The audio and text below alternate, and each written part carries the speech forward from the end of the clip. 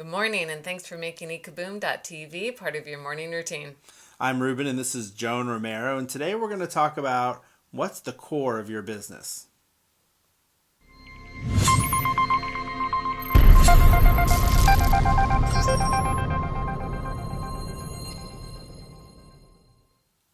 So let's get down to business. What is the core of what you do, of your business? Basically, your core business is what you do that is like sort of either your bread and butter in your business, or it's the thing that you just do really, really well. What is that core? What is the thing So it's that what you're known for?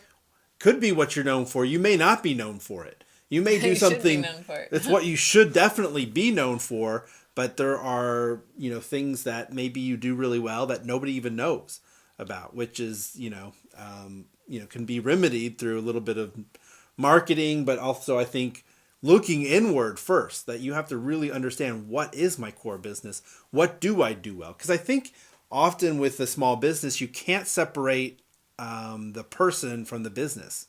The person and the business are very similar. So what is it that drives you? And a lot of businesses, they come up with a mission statement or, some type of, a vision of the company. And that really defines what the company is, what they stand for, where they're trying to go, and can be super helpful in understanding what your core business is. Because maybe you're doing something that you're even doing something you do really well, but you hate it and it drives you crazy, and you hate whatever part of that business that just drives you a little bit crazy.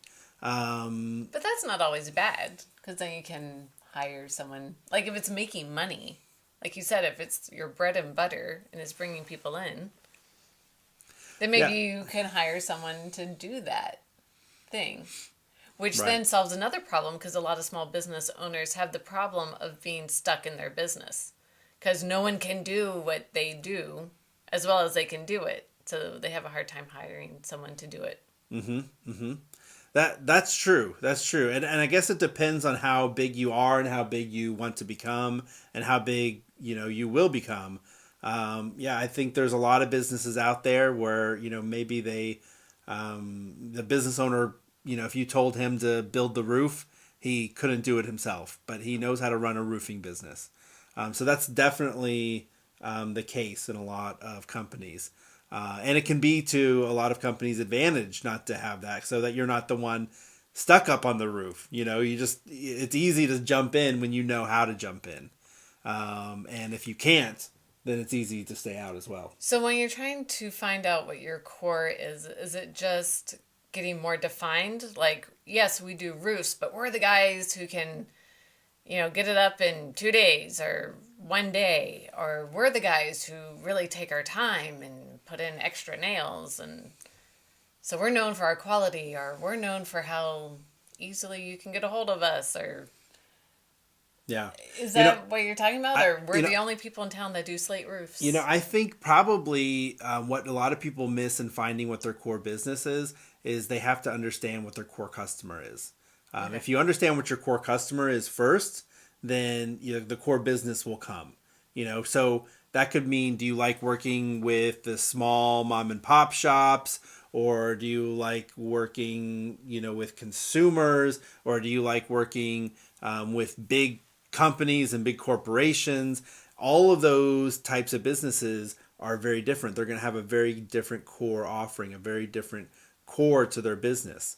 And their a mission statement would be very different in each one of those types of businesses. So first of all, I think when you want to find your core, you have to figure out who's your audience, who do you enjoy doing. And I've heard a lot of people say, and this is what we've done, is we just sort of sometimes have to sit back and say, who are our best customers? Who are those customers that we just love having and that we just would want a million of them?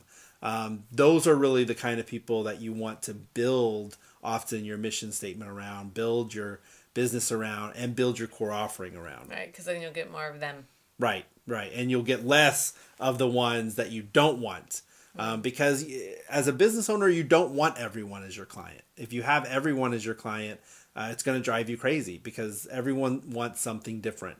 And, you want to be the specific person to the specific other person, not the specific person to the every general person that's out there, because you will drive yourself crazy if you do that. Yeah, I was thinking the more niche you get, then the more people see you as the expert.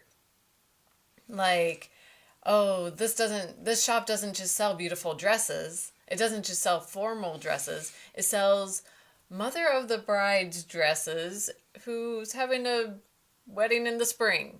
And if you're like, oh, my daughter's getting married this spring, where should I go for a dress? Oh, you can't help but go there. Right. It was made for you. Right.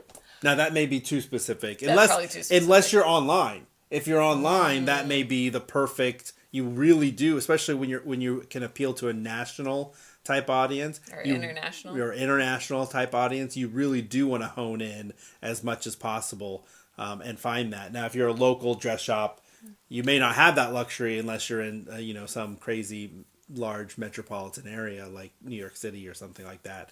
Then maybe you can find that, but but yeah, your premise is 100% right on. You do want to find that niche in that area so that you can be that go-to person. There's a lot of authority that comes along with that. Yeah, you can really specialize and be that go-to person. I like that. Yeah.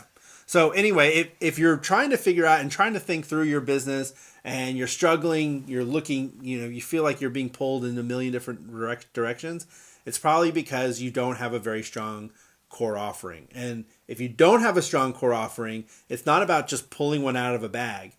The way you do it is you look at your audience. Find your audience, try to figure out who they are, who's your perfect customer, and build that core offering so that perfect customer would just fall in love with that product.